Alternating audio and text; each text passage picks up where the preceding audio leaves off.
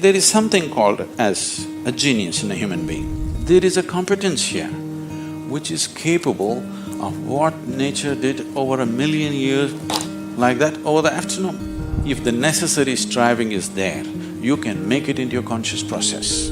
If you set up the necessary situation, success is an assured thing for that person.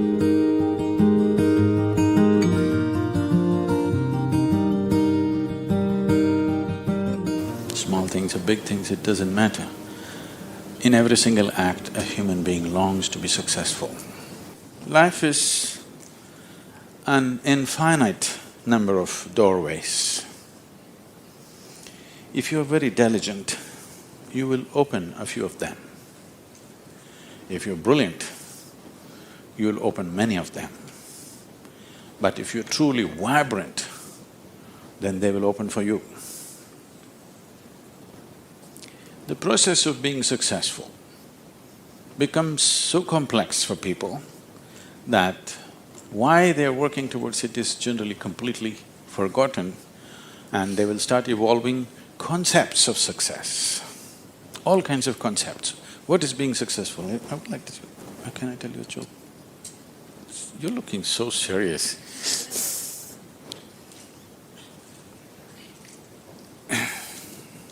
There was a man in India whose name is Shankaran Pillai. Okay, it's like John Smith.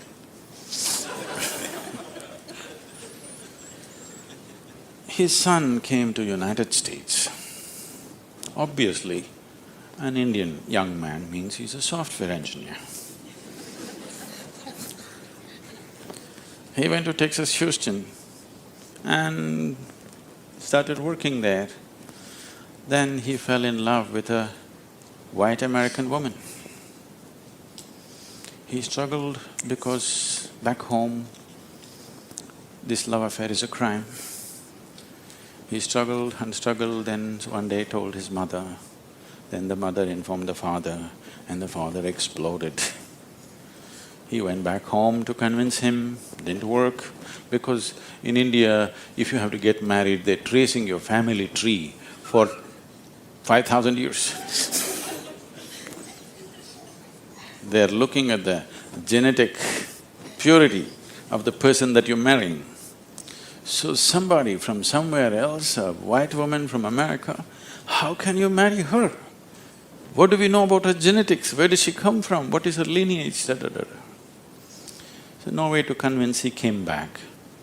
And of course, when he came back again, he fell in love and they went ahead. Then the father disowned. Shankaran Pillai just disowned his son, I have nothing to do with you. But years went by and they had a boy. And the boy's picture from the day he was born, it was on the Facebook, and the wife sticks it in his face, and the little baby, and it is growing up every day and all the things. Slowly, you have disowned the son, but the grandson is a different matter. Slowly, within a matter of 1-2 years, he completely fell in love with this little baby that he has not seen. Things happened and people started coming from America, those who were traveling. Oh, you must see your grandson. You not seen him? Oh, you must see him, this is the fruit of your life. Slowly it caught him. Then he decided he's not going to see his son's face. He'll come to America and only see the grandson's face. And of course he's not going to look at that white woman. Then he came to America and a 7-year-old boy, full of energy, they're living on a small ranch, he's all over the place doing all kinds of things. He completely got washed away by this little fellow. Then this little boy one day said, "Grandpa, come, I'll show you my archery skills." He took him to the barn inside and he went into the barn and there he saw 8 targets, all of them with the arrow in the bullseye.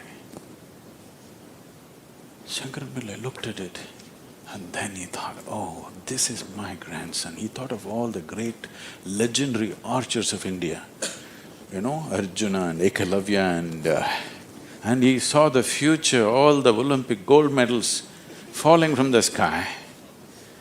Then he asked, "From what distance did you shoot?" The boy said, "From 20 yards. What? From 20 yards, 8 targets, you shot them dead on, bullseye? How do you do this?" Then the boy said, "Grandpa, I first shoot and then paint the target." So, these concepts about being successful can be very crippling.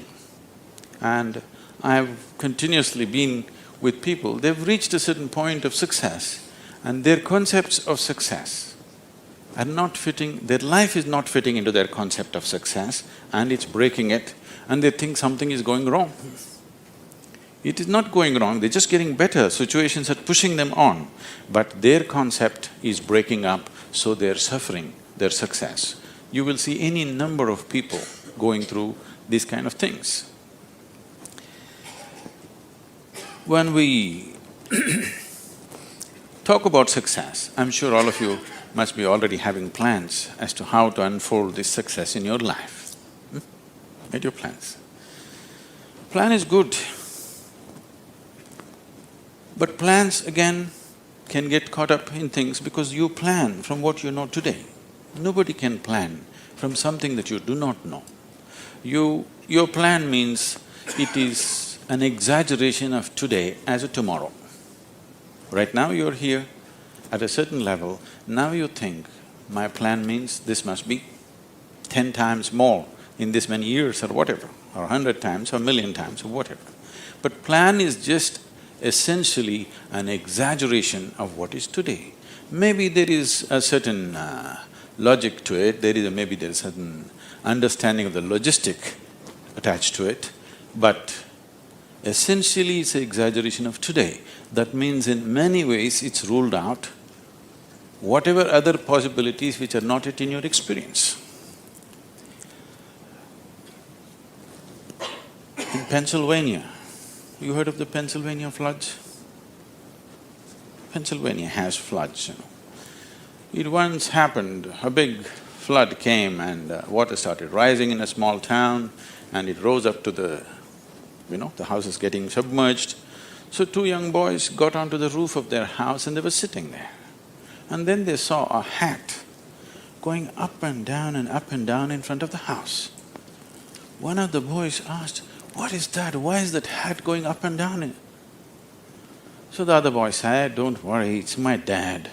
Yesterday night he got into a fight with my mom and took a vow, hell or high water, I'm going to mow that lawn."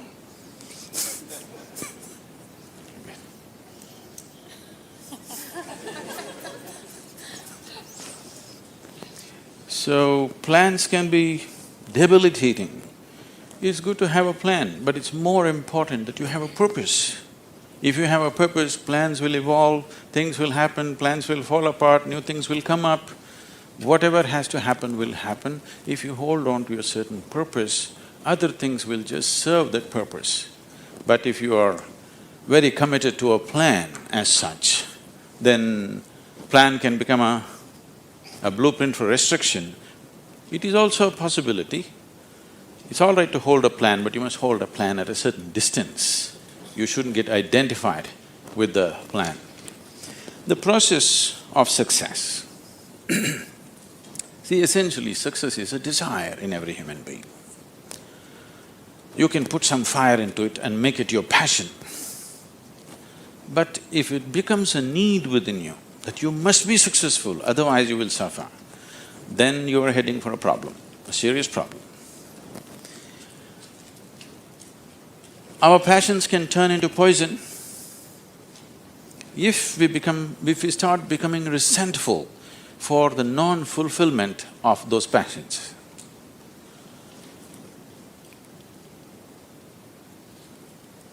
When I say turning into poison, today there's substantial medical and scientific evidence to show that if you become resentful, when you resent something, when you're angry with something, when you're frustrated with something, we can medically today check, we can do a little bit of blood work and show you're actually putting poison into your system. These are poisons that you drink and you hope somebody else will die. Life does not work like that. If you drink poison, you die, and it's fair. It's very fair, isn't it? If you drink poison, you must die. I drink poison, I want him to die. It doesn't work like that. So these emotions always take away the fundamental ability. See, there is something called as a genius in a human being. Every human being has it, every human being touches it at some moment of life. But the question is, how often do you touch it? That's a question. You sparked once in your lifetime. That's not good enough. You must be sparking all the time, isn't it? What is genius? There are many ways to look at it. One simplest way to look at it is, when we say intelligence, we are always thinking logical thought. No, logical thought will be meaningless probably in another 25 years, because your computer may be able to explore all the permutations and combinations of logical thought much quicker and better than you can do. So touching the genius means there's another dimension of intelligence within you. What do you have for breakfast? Chicken in salad. See, he ate a chicken. Over the afternoon, this chicken has transformed itself into a human being. If you ask Charles Darwin, how long does it take for a chicken to become a human being, he would talk in terms of millions of years. Here he is. Over the afternoon, he transforms a chicken into a human being. So there is an intelligence here, there is a competence here, which is capable of what nature did over 1,000,000 years like that over the afternoon. Only thing is, this is an unconscious state of intelligence. Whatever is unconscious, if the necessary striving is there, you can make it into your conscious process. In your conscious process, if this intelligence, even a drop of this intelligence is available to you, suddenly life will spark like it's a magic. What everybody slogs for, you can just simply do it.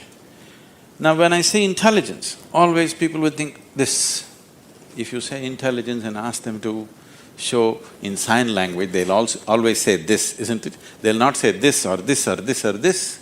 But one cell in your body is doing more activity than your brain could ever do. One molecule of DNA is doing so many millions of functions in a minute that you can never ever figure it out. Yes or no? So in yoga, in the yogic systems, in the yogic sciences, we never look at anything as mind. There's no such thing as mind. There is a physical body and there is a mental body. So you learn to think through your body. You know, it's a short session, it's not an area that we should enter right now, but I have to tell you this. There are many things personally that I do at the same time. Now people come and tell me, just now I'm entering the session, somebody comes and tells me, Sadhguru, these building plans have to happen, because we do everything ourselves. Now by the time I get out, I'll have the building plan ready as I'm speaking here, because 12 to 14 channels actively keep going on in my head. It is not just in the head, you learn to think through your body. Learning to think through your body will never give you a headache, that's the best part of it. Now, all these responsibilities and 1,000 things happening at the same time, won't you get stressed? There is no such thing, because you use a deeper dimension of yourself and everybody is capable of this and everybody has it. You may not have the same level of intellect as somebody else has. That is always subject to person. But all of you eat, if you eat a carrot, you can digest it. That means you have another dimension of intelligence. Yes? If you set up the necessary situation that everything that's there within the system is available for you, success is an assured thing for that person.